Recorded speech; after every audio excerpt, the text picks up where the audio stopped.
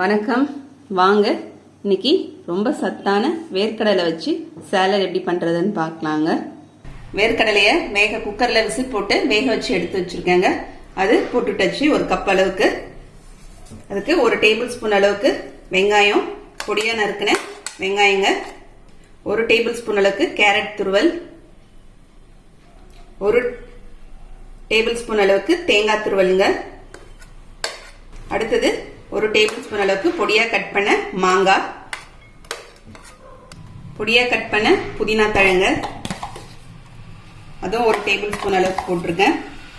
பொடியா கட் பண்ண கொத்தமல்லி தழைங்க, உப்பு நமக்கு தேவையான அளவுக்கு,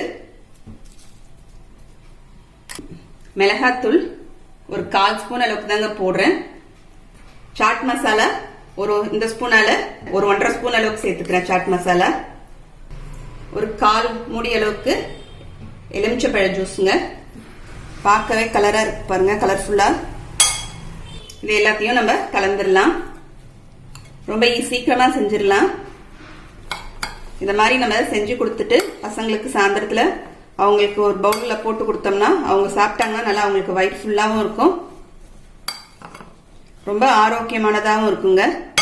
இந்த டைம்ல எண்ணெயில பொரிச்சதெல்லாம் கொடுக்காம இந்த மாதிரி சாலட் செஞ்சு கொடுக்கலாம். இப்ப நமக்கு வேர்க்கடலை சாலட் ரெடி ஆயிடுச்சுங்க.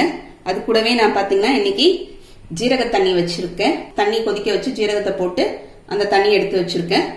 ஒரு நாளைக்கு பசங்களுக்கு நம்ம ஒரு தண்ணி கொடுக்கலாம். பாட்டில் அவங்க குடிக்கிற பாட்டில்ல ஒன்னு நம்ம போட்டோம்னா அவங்களுக்கு உடம்பும் குளிர்ச்சியா இருக்கும்.